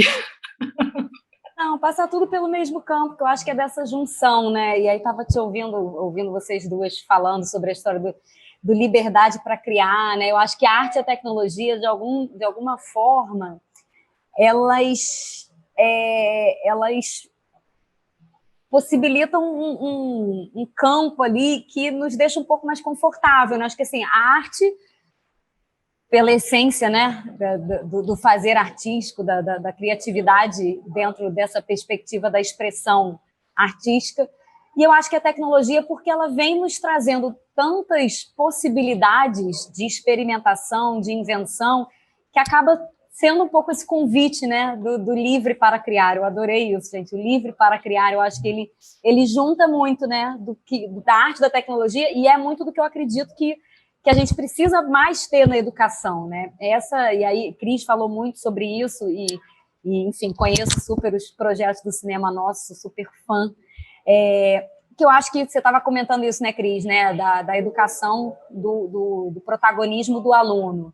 E eu acho que quando a gente fala de arte e tecnologia nesses processos educativos, o que a gente está fazendo é dando esse campo e dando essas ferramentas para que esses protagonismos se desenvolvam, né, para que se apropriem das suas próprias narrativas. A Mércia estava falando um pouco isso sobre como que vocês trabalham essa perspectiva de, né, a partir da memória, construir essas narrativas, né? Eu acho que a gente tem um campo muito rico para trabalhar quando a gente está falando de juventudes, né? Quando a gente cria esse entendimento de que o que te constituiu é a sua potência, né? Eu acho que quando eu vejo arte e tecnologia, é muito você mostrar para essa juventude, nesses processos educativos, quase que fazer emergir de si, né? Assim, eu falo muito isso nos nossos projetos, que nada mais é do que facilitação. A gente, no fim das contas, a gente não está ensinando, né? Não tem mais essa postura, né, dessa educação bancária aí, para falar de Paulo Freire, e dessa transmissão, porque... E aí eu acho que a tecnologia facilita muito esse processo, né? É isso, né? Eu tenho um filho de 10 anos. O que ele quer aprender, ele vai aprender, gente. As informações estão ali, né? O que eu faço enquanto educadora, enquanto mãe, né, é facilitar esse processo, trabalhar os processos investigativos, estimular o processo criativo. É isso, é muito mais a facilitação, porque a gente está nesse momento em que está tudo muito à mão, né? E, na verdade, às vezes está tudo muito à mão, e porque está tudo muito à mão, a gente tem a dificuldade de o que acessar, né? E aí eu queria, enfim, fazendo fiquei divagando aqui também, mas eu queria, dentro um pouco dessa perspectiva desse campo, né, de desenvolvimento, que estratégias vocês veem para que a tecnologia não seja apenas ferramental, né? Porque eu acho que uma das preocupações que, pelo menos eu tenho, quando a gente está falando de uso de tecnologia para finalidades pedagógicas, passa muito por isso, né? Como é que é claro que ela é uma ferramenta, mas que estratégias a gente pode ter para contextualizar mais e, enfim, para que ela seja a favor da criatividade e não limitadora? Como é que vocês enxergam esse processo? Só queria complementar, antes você estava falando sobre como é que a gente motiva, né? E eu li um livro agora do Daniel Pink sobre motivação 3.0, não sei se vocês já leram, tem se falado muito sobre isso, né? A gente tinha uma gestão antigamente muito voltada para comando e controle, né? Então, a gente era motivado por fatores externos, remuneração, bônus, enfim, coisas que eram externas. E hoje, cada vez mais forte isso, a gente está vindo para essa motivação 3.0, que ela vai dizer que todos nós somos motivados por um tripé, que é autonomia, né? Então, eu preciso ter autonomia. E aí, eu estou falando de empresas, de times e de escola, né? De alunos. Então, eu preciso ter ali um poder para fazer as coisas como eu quero, né? Do jeito que eu gosto. O segundo ponto é o propósito. Então, eu tenho que ver propósito naquilo que eu estou fazendo. E o terceiro é excelência. Então, eu tenho que, de alguma forma, sentir que eu estou me desenvolvendo. Então, acho que quando a gente fala como é que a gente traz esse aluno, né, para ficar engajado, ficar motivado, eu também gosto muito de olhar sobre essa perspectiva, né? Então, se ele não vê propósito ou sentido naquilo, ele rapidamente se desconecta dali. Mas, voltando para a pergunta que você fez, que era como é que a gente faz a tecnologia não ser instrumento, né? E eu acho que, assim, isso foi uma coisa que eu aprendi muito cedo na minha carreira, que se a tecnologia não fizer sentido para aquela pessoa, não tiver um significado, ela não vale de nada. Então, quando eu comecei minha carreira trabalhando em projetos sociais, o primeiro lugar onde a gente foi, eu era jovem, estava começando a carreira e tinha que fazer uma formação para uma comunidade rural, né? Eles viviam do café, nunca tinham se conectado com tecnologia na vida E eu me achando, né? A tecnologia vai chegar lá, eu vou fazer logo aquele curso, né, que se fazia antigamente, o Windows, Word, Excel, PowerPoint, Access, Internet. Fiz aquela apostila maravilhosa e vamos lá. E no primeiro dia de aula, assim, eles olhavam para mim como se eu estivesse falando alemão, japonês, sabe? Tipo, o que você está falando? Não faz o mínimo sentido para mim. E no mesmo dia a gente juntou o time e falou, cara, isso vai ser um fracasso isso aqui, né? Se a gente for nessa linha, nesse curso até o final, como é que a gente faz? E aí, no dia seguinte, a gente, ao invés de reunir na sala, né, no espacinho lá do Telecentro com os computadores, a gente foi para... Era uma comunidade, na verdade, que trabalhava com farinha, né? Aquele negócio de moer farinha, né? O moedor de farinha artesanal. A gente foi para lá. E aí a gente começou... Casa de farinha, obrigada, Mércia, isso mesmo. E aí a gente começou a conversar com eles. Qual é o teu dia a dia aqui? O que você faz? O que você gosta? Como é que é? E eles começaram a contar da rotina, né? E a gente começou a anotar e pensar como é que a tecnologia pode ajudar essas pessoas? O que ela pode melhorar a vida deles, né? Quais os aspectos? O que a gente pode trazer? Então, será que a gente pode trazer aqui uma maneira deles negociarem com outros fornecedores? Eles tinham um fornecedor só, então eles não conseguiam nem vender a um preço muito alto, porque aquela pessoa já chegava ali já com tudo organizado. Então, será que eu consigo conectar eles com outros fornecedores para que eles consigam, talvez, negociar melhor essa farinha que eles vendem? Será que eu consigo pensar em organizar aqui a validade dos produtos numa planilha e pensar em etiquetar esse produto? Então, a gente começou a pensar várias coisas que faziam sentido para eles, que realmente eles pudessem ver valor ali, a gente foi ouvindo eles e a gente mudou todo o curso. Gente, foi outra coisa, assim. A primeira coisa que a gente fez foi dividi-los em grupos. Eu já trouxe a aprendizagem baseada em projeto para dentro. Acabou, não vai ter mais esse negócio de cada um no computador. E dali, conforme eles iam sentindo necessidade, poxa, seria muito legal se a gente tivesse um site para botar a nossa farinha para vender. E outras coisas que não estavam bem no meu imaginário surgiram. Então, eu acho que em todo projeto, a tecnologia deixa de ser instrumento quando ela realmente tem sentido para aquelas pessoas, né? E um segundo aspecto é que, no início também, quando a gente estava trabalhando com projetos, a gente pensava muito em trazer a tecnologia. Então, programação é uma coisa que muda muito. As linguagens de programação mudam muito, né? Muita frequência. Quando você vai para o Makerspace, a mesma coisa. Hoje é a cortadora laser, ela vai mudando de marca, amanhã já não é mais o laser, é a impressora 3D. Você vai tendo novas tecnologias entrando ali numa velocidade muito grande. Então, muito cedo a gente percebeu que se a gente pensasse nosso currículo baseado em desenvolver essas competências técnicas, a gente estava fadado ali a um fracasso. A gente não ia desenvolver o aluno de forma integral. Então, a gente começou a olhar que competências e habilidades esse aluno precisa ter para se desenvolver na tecnologia que vai surgir. Então, a gente começa a trabalhar ali, aprender a aprender, colaboração, né, como é que eu tenho um pensamento crítico, como é que eu tenho empatia para observar. Então, você começa a desenvolver outras competências e você percebe que qualquer tecnologia que vier, o aluno consegue trabalhar, se desenvolver, sem precisar muito que a gente faça esse trabalho ali de tecniquez, né? Ficar só no técnico. Então, acho que são os pontos que eu tenho aqui que acho que podem contribuir aí para a discussão.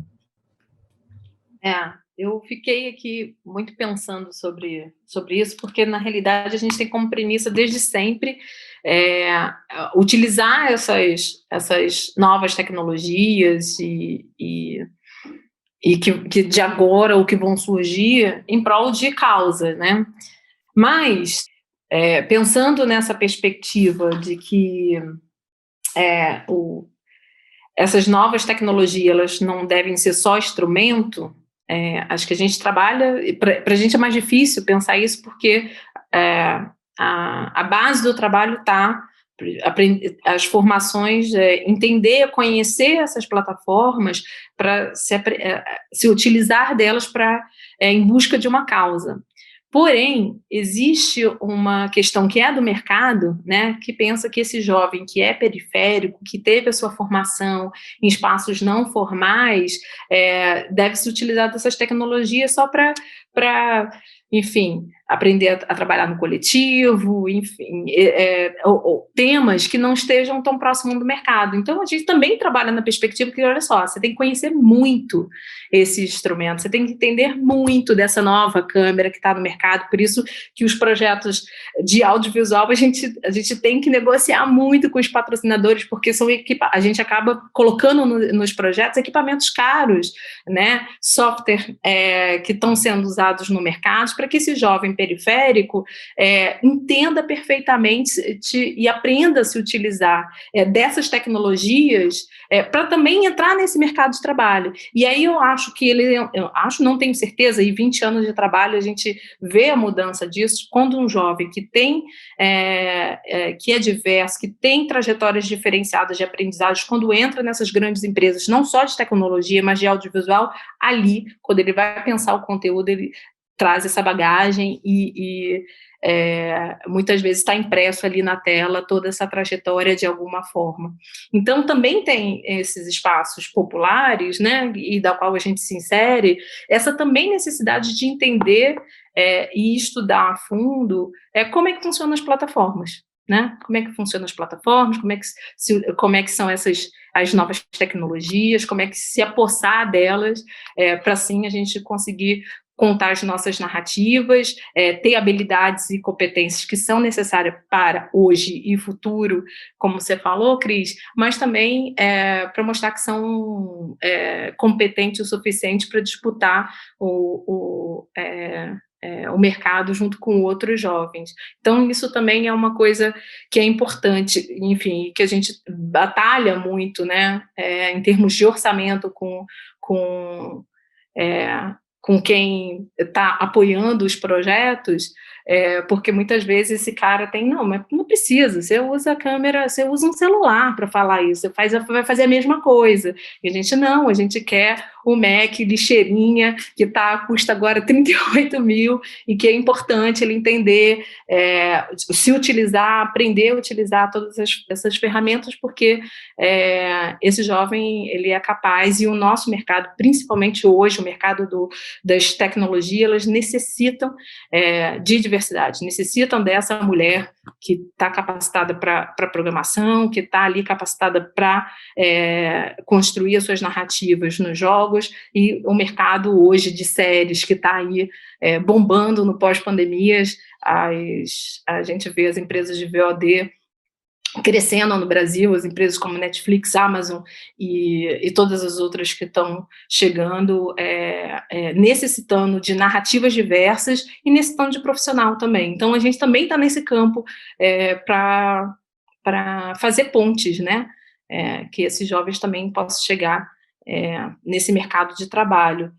E um outro ponto que eu acho interessante, quando eu penso esse momento de pensar a colaboração, de pensar o senso crítico, da onde a gente está começando os nossos, enfim, revendo os nossos estudos e colocando a importância de se pensar sobre isso, se pensar sobre dados, né? E a questão dos dados e a gente entender para onde vão os dados, entender e como dados está associado muitas vezes às redes sociais, e as redes sociais associado como a vida juvenil muito aflorado, trabalhar esse tema de entendimento crítico sobre a nova rua do novo século, que é a internet, né? A gente também tem se dedicado, se debruçado para isso, para pensar juntos ou estar acompanhando quem está estudando isso, para trazer esse tema para a juventude também. Sensacional, Mércia. Acho que você tocou num ponto, quando essa provocação da tecnologia como ferramenta, eu gosto muito dela, né? Porque eu acho que ela não pode vir descolada dos processos contextualizados, mas claramente ela é necessária, porque eu acho que também, Mércia, eu fiz um paralelo muito com uma história que você contou do CCBB, né? Tem uma certa intimidação, né? Se a pessoa não foi apresentada àquele espaço, àquele equipamento, ela pode não se sentir, ela tem toda a capacidade, mas ela pode não se sentir confortável de mexer, de lidar, de entrar, né? Então, acho que quando a gente está falando dessas desigualdades, passa um pouco por isso também, né? Assim, obviamente um jovem que tem mais acesso a tecnologias digitais diversas, ele não vai enfrentar ali, talvez, uma certa angústia de nossa, mas eu vou mexer. Então, é importante também, mas sei também que vocês fazem isso muito contextualizado, né? Porque, para mim, eu acho que é mais o ponto é o contexto, né? É que como você estava falando, a questão dos dados, por exemplo, é a gente contextualizar de que essa vida social digital, ela tem ali um rastro, um registro, que é importante a gente entender a estrutura e a arquitetura disso, como se faz, e os impactos que isso traz, né? Enfim, o tanto que isso pode retornar positiva ou negativamente para a gente, né, num futuro que a gente não tem nem ideia. Eu falo, agora divagando aqui, Igor, pode cortar, tá? Mas eu falo isso muito para o meu filho, né, não deixo, não é que eu não deixo, né, eu até falo para ele, você quer postar alguma coisa, você pode até postar, mas eu explico muito para ele o que isso pode significar na vida dele, né, ele agora tem 10 anos, quando ele tiver 15 anos, você vai gostar disso aí que você está vendo? Você vai achar que isso aí é interessante? E aí é engraçado porque ele não posta. Ele até fez um Instagram outro dia, mas ele falou, não, mãe, não quero postar nada. Eu falei, não, tudo bem, tipo. E é isso, acho que muito essa visão que a gente tem que ir construindo mesmo, né? De que essa vida digital, ela não é inexistente, né? Ela tá ali. Enfim, divaguei, agora eu vou voltar. Não, então, e vamos lá, devagando também, que eu quero falar aqui da coisa prática que acabou de acontecer, enquanto a gente está aqui conversando. Eu tenho uma filha de 12, né? E na realidade a gente tem eu esperei ela para a gente assistir a Vida Hackeada juntas, não sei o quê, tem toda uma preocupação, ponho ela em tudo que a gente faz, desde filmar com o pai na Amazônia até enfim, a gente carregar ela para os projetos culturais, como, né, ver a Cristiane falar lá no evento que a gente fez de games lá no Meia, carrega a bichinha para tudo que é canto. Aliás, o Tito fez oficina com vocês ano passado, ano retrasado, na colônia de férias. Não teve de jogos? Isso. A gente faz essa colônia, que é inclusive para viabilizar a colônia que a gente faz com a escola. Aí, enfim, então esse tema é, assim, totalmente debatido, traz, né? E aí, um pouquinho antes de começar, ela gosta de cozinhar. E ela tá fazendo japonês. E aí, eu tirei foto dela fazendo e falei assim, ó, deixa aí pra mim, que depois que acabar a nossa conversa, eu vou voltar pra comer e tal. Não sei o que, e postei. Aí, ela viu que eu postei uma foto dela no Instagram. Ela veio aqui, pegou... A casa caiu, amiga. Como assim você postou uma foto dela? Que autorização você fez ela isso? Ela pegou meu telefone, não sei se vocês viram, eu peguei aqui minha mão assim, ela estava aqui baixadinha, e falou assim, você fala tanto de negócio de internet e postando foto minha sem a minha autorização, eu não quero foto minha. Olha aí, a casa caiu total, gente. LGPD... É um indicativo da sua bem-sucedida educação midiática, entendeu? Ela vai vir com a LGPD na mão. Mãe, pode deletar agora meus dados. Nem respeitou o espaço que eu estava gravando. Ela veio de baixinho, ajoelhou, estava aqui embaixo aqui da mesa e reclamando comigo que eu postei uma foto dela, da cozinha. Que ela tava muito bem. Excepcional educação excelente. Você deu, parabéns, né? Maravilhosa, parabéns. Aí, é um indicativo de bem-sucedido. Bom, vamos voltar aqui para a seriedade do momento. Vou fazer umas últimas 2 perguntas, que eu acho que a gente já está chegando aqui no tempo de... Mas eu queria saber o que vocês, na visão de vocês, o que nos impede de sermos criativos? E, ao mesmo tempo, o que você acha que assusta na tecnologia? Gente, mas a Paula está inspirada com essas perguntas, né? Não, gente? Meu Deus! Então, vamos lá. A primeira foi o que nos impede de ser criativos. O que você acha que impede as pessoas de serem criativas? E o que você acha que assusta as pessoas na tecnologia e os jovens, né, acho que principalmente. Se é que você acha que faz sentido essa pergunta, pode discordar. Eu acho que, assim, a criatividade, acho que a gente já viu vários TEDs aí, super famosos, né, que falam um pouco sobre isso, até tem um que fala sobre as escolas matam a criatividade, que eu acho que eu sou muito nessa linha desse processo. A gente nasce, né, completamente livre, a gente é criativo, a gente tem as ideias, a gente fala, e aí, dependendo do que a gente fala, a gente começa ao longo da vida a ser cerceado, né? Não, você não pode falar isso. Então, não, você é menina, você não pode brincar com isso. Não, você é menino, você não pode fazer aquilo. Não, você não pode se relacionar com esse tipo de... Você começa a ter várias... a ser colocado dentro de caixas ao longo da vida, né? Então, naturalmente, quando a gente chega na vida adulta, se a gente não trabalha numa área onde a gente é estimulada a desenvolver criatividade, se a gente não tem esse processo dentro da escola, eu acho que a gente tem, sim, uma dificuldade, e por isso, quando você faz uma palestra e pergunta quem é que é? A gente, ano retrasado, foi no Scrum Gathering, e o Marcos Bala perguntou quem é que se acha criativo? Acho que, sei lá, 4 pessoas levantaram a mão, uma plateia absurda. E ele começou a fazer várias perguntas, né? Mas vocês fazem isso está conectado com aquilo. Ele começou a mostrar que a criatividade não é esse bicho. Criatividade não é ser um designer incrível, fazer aquele desenho, né, primoroso. E aí, no final, ele pergunta quem aqui se acha criativo e todo mundo levanta a mão. Então, eu acho que, primeiro, é um pouco esse conceito do que é a criatividade, né? Então, quando a gente pensa a criatividade, a gente conecta logo com isso, com o artístico, né? E eu acho que a falta desse espaço de criação, que eu acho que tem sido cada vez mais trabalhado nas escolas, pelo menos falando desse meu canto de cá, né?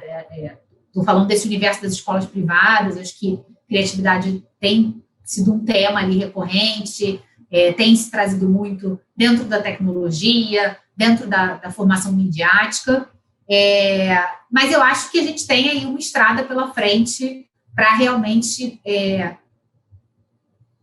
fazer uma pergunta dessa no evento e as pessoas naturalmente levantarem a mão e falarem, eu sou criativo. Eu acho que em relação ao medo da tecnologia, eu vejo isso mais nas nossas gerações, por exemplo, né? Eu não vejo...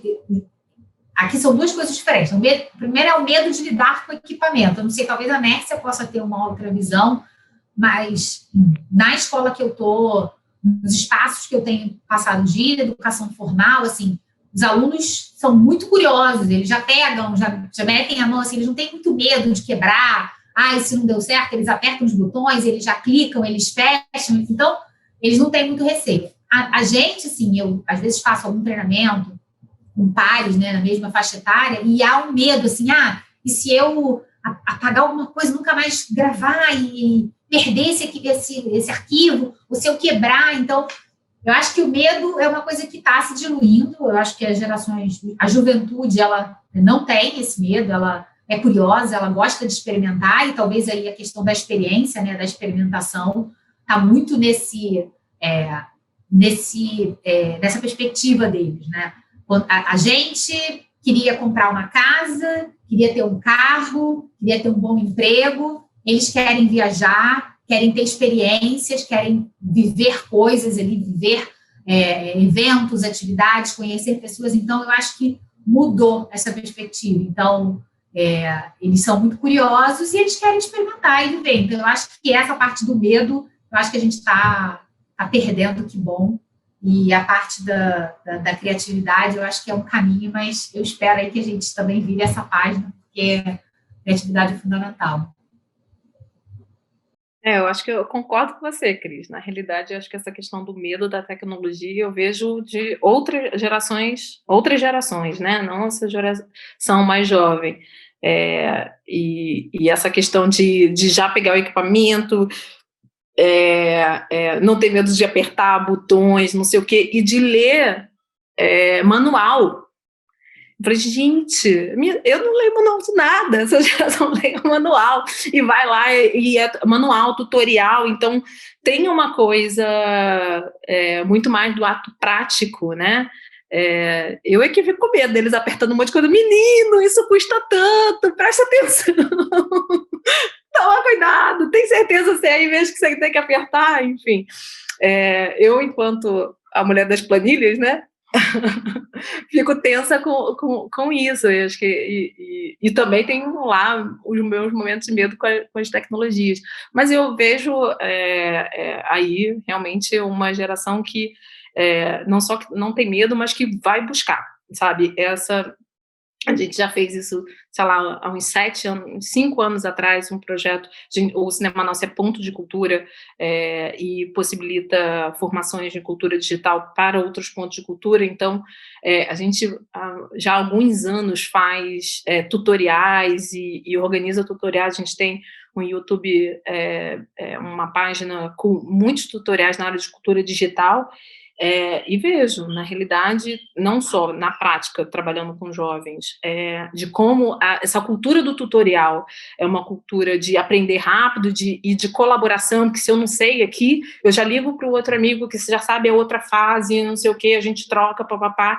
e de umas tensões, por exemplo, que eu vejo entre pares, assim, entre profissionais, dizer, e aí, como é que você faz, não sei o que, e ficar cada um com limites do que fala, porque tem aí, né, esse é o meu trabalho, esse aqui é o seu, não sei o quê. Eu vejo uma geração sem esse chip, sabe? Que a gente depois vai trabalhar uma outra questão, que é a questão ética e tal, que também eu acho que é um parâmetro que vai precisar conversar mais e a gente trazer isso para o campo dos processos formativos em tecnologia, mas eu vejo um campo colaborativo, assim, uma relação colaborativa para solucionar um problema muito no chip, assim, muito, muito natural, né?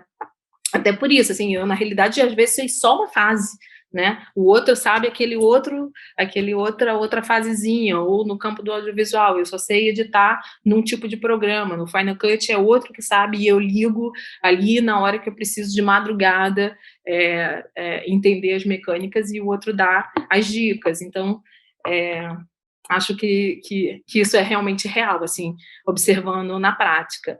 Agora, o que nos impede de ser criativo, cara, isso não sei, eu tenho, assim, certeza que as caixas, as fórmulas, as receitas, por isso que eu sou muito, tenho muita relutância tanto com esses livros que dá as receitas de caminhos, né, as perspectivas de fórmulas prontas, e acho que isso ficou no passado, acho que a gente está agora, era de aquário, outra forma do mundo se organizar, assim, e assim, pessoalmente, enquanto líder de projetos e tal, eu vejo muito, para mim ser criativo no que eu faço, né, eu tenho que sair da minha zona de conforto, eu tenho que lidar com o diferente, eu tenho que ter amigos de áreas diferentes, eu tenho que frequentar espaços diferentes, isso me ajuda. E sou muito fascinada com as equipes multidisciplinares também. Esses espaços onde que a gente tem de equipe, cada um com um olhar diferente, tá trabalhando junto com o designer, junto com o programador, ou junto com o jurídico, e tem ali um problema e todo mundo tem que pensar em soluções, e isso também, em termos de espaço de trabalho, é muito mais, enfim, muitas vezes é mais caro ter isso, né, equipes dessa forma, é difícil porque às vezes pode demorar mais, porque são pontos diferentes, não é fácil, tem pessoas que têm muita relutância, têm dificuldade de não trabalhar com seus pares, mas quando isso é feito de forma igualitária, com respeito, eu acho muito bacana. No campo da educação infantil, né, eu fiquei muito, pensei muito sobre isso, e depois, enfim, depois de algum tempo de forma mais organizada, eu acho que isso é um espaço interessante, assim. Foi quando eu tive filho e a gente vai pensar, bom, qual escola a gente vai colocar nossa filha, como é que vai ser isso, e eu queria muito que ela tivesse uma educação mais livre, isso, livre para criar, frase aí de Cris, que eu visitava as escolas e não encontrava espaços parecidos com aquele que eu vivenciava ali dentro do Cinema Nossa e dentro de outros espaços de formação popular, né? Que a gente circulava, que o cinema, né, possibilitava a gente já conhecer. E aí, quando eu fui visitar as escolas, eu começava a achar que não era aquilo, estava muito encaixadinho, tinha muito uma formação de caixas, sabe? E eu queria um espaço que ela pudesse ser criança na roça, igual assim, né? Tivesse espaço para experimentar, imaginar, criar, brincar de forma livre, sem estar totalmente, nem sempre uma brincadeira guiada. Então, e aí eu fui colocar numa escola Waldorf, né, de pedagogia Waldorf, que é outro extremo, né, e todo mundo dizia assim, Mércia, como que você da tecnologia pode botar a sua filha numa escola Waldorf? São dois opostos. Essa escola ainda existe, né, funciona ali no Catete, até hoje não tem um computador a escola, nem para fazer a planilha de orçamento dos pais, mas essa experiência eu trouxe muito para a experiência profissional, assim, né. Para mim foi só reforçar de como a gente tem que trazer isso, principalmente para o campo das artes, onde que a gente via, por exemplo, as crianças, quando ia trabalhar com audiovisual, ela rapidamente se organizava, isso no passado, vou dizer como é que é agora, no passado, né, as crianças que a gente ia trabalhar, quando falavam assim, a gente agora vai fazer o filme, ela já se posicionava, cadê o microfone e tal, e estava ali na posição de repórter, parecendo que era o jornal da tarde, né, e eu falei assim, não, quem disse para ele que esse é o formato, né, eu já vinha ali sendo alfabetizada, e hoje a gente vê uma criança quando pega o celular e a gente vai trabalhar a produção de vídeo, ela já posiciona para cima, já fala, e aí dá seu like, onde que o vídeo não vai para o YouTube, então na realidade a gente vê também de como outros espaços vão moldando e colocando em caixas, e eu acho que o desafio é a gente pensar como é que tira isso, como é que a gente vai tirando essas carcaças, e essa minha experiência diz prática, e a gente tenta implementar nos projetos, que a gente traga o espaço para experimentar, imaginar, criar e brincar, assim. Quem sabe essas crianças sejam mais criativas do que nós, assim. Na torcida. Eu acho que vocês duas tocaram nesse ponto, né? Eu acho que passa muito pela curiosidade também, né? De você instigar sempre a curiosidade de eu falo isso muito, né? Criatividade, para mim, como é que eu exercito criatividade? Às vezes é indo para o mesmo lugar por caminhos diferentes, para ver coisas diferentes, né? Então, acho que passa muito por essa ideia de não se repetir, né? Acho que foi a Mércia que falou de sair da zona de conforto. Eu acho que é muito isso, assim. Por isso, eu acho que ano passado foi um ano de muita criatividade, porque o mundo estava fora da zona de conforto, né? Isso exigiu criatividade em todas as nossas camadas de vida, né? Na camada profissional é isso, como é que eu trabalho com a criança dentro de casa, como é que eu estudo com toda essa confusão, mas enfim, acho que só para a gente encerrar aqui, falando um pouco desse momento de criatividade, e aí tentando expandir, né? A Cris vai ficar chateada com a minha pergunta. Qual é assim, que utopia de criatividade na educação vocês têm? Ou que mensagem para a gente ter esse campo educativo mais potente, mais protagonista? Assim, uma coisa bem inspiradora para a gente terminar essa nossa conversa. Bom, deixa então eu falar, porque a Cris vai sair com a frase dela organizada e que vai virar tema da conversa, porque ela é boa dessas frases. Eu acho difícil isso, mas essa provocação, Paula, mas fico aqui pensando que talvez a minha utopia criativa nesse campo da educação é ter uma igualdade social. Essa a minha grande utopia, não só nesse campo, mas de vida, a gente diminuir essas desigualdades sociais. Então... Olha, Mércia roubou minha frase, porque eu ia falar de desigualdade, assim, porque Eu acho que eu comecei falando um pouco isso, né? Eu me sinto, a gente é muito privilegiado, né? Os alunos da escola, eles já tinham um computador, equipamento, a escola tem um processo de bring your own device, então todos os alunos têm um dispositivo. Então, é muito injusto, às vezes, você ver uma parte dos alunos tendo ali acesso à informação, conseguindo se desenvolver, e uma maioria esmagadora que não tem acesso, que não vai conseguir se desenvolver. É muito lindo a gente falar de criatividade, né? Eu acho que eu tenho várias utopias aqui de educação, que é pensar uma educação fora da escola, né? Apesar de eu estar na educação formal, por mim, a educação ela tem que estar na vida. Então, eu queria uma escola que ela interagisse com a comunidade do entorno, com a padaria, com a farmácia, que os projetos fossem feitos ali. Quando a gente coloca a escola dentro de um quadrado, a gente aprisionou a escola, né? A escola está presa, o conhecimento está preso ali dentro. Então, minha utopia é essa, mas acho que antes de a gente chegar a essa utopia, realmente acabar com a desigualdade. Eu acho que se a gente conseguir ter uma educação igual para todos, eu acho que eu já estou feliz pra caramba aí. Cris, eu fiquei pensando aqui do que você falou, mas eu acho que tem um desafio grande, assim, quando a gente trabalha com juventudes mais privilegiadas, né? Não só juventudes, mas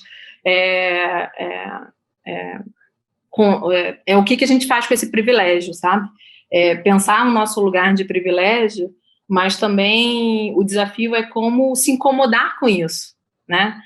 Como a gente constrói narrativas para que jovens também, outros, se incomodem com essa desigualdade grande que a gente tem e possa pensar como eles podem mudar o mundo. Então, acho que a gente tem, quando a gente trabalha com jovens em privilégio, ou não só jovens, mas estou falando de uma forma em geral, a gente pensar, não só ter consciência desse privilégio, que acho que é só uma etapa 1, mas assim, o que eu faço com ele?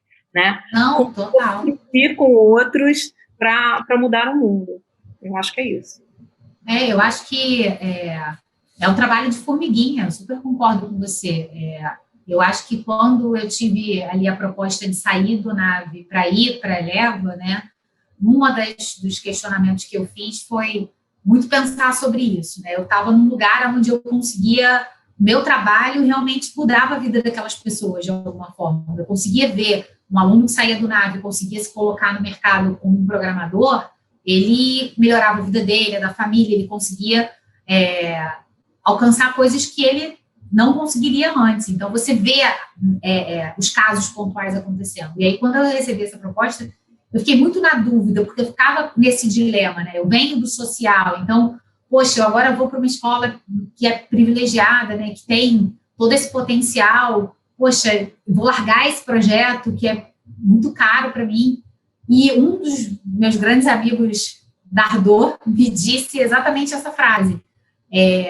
Que bom que você vai estar lá, porque você vai poder trazer para esses alunos esse olhar, o olhar da diversidade, de que forma eles, como futuros líderes que serão, podem fazer a diferença na sociedade, podem transformar o que a gente vive, né, essa desigualdade que a gente vive, e contribuir para que ela diminua. Então, eu acho que é um esforço ali, Mércia, realmente diário, para trazer essa realidade para dentro das escolas que, né, são privilegiadas, e de que forma a gente ali transforma esse mundo, né? De que forma a gente realmente vai fazer a diferença.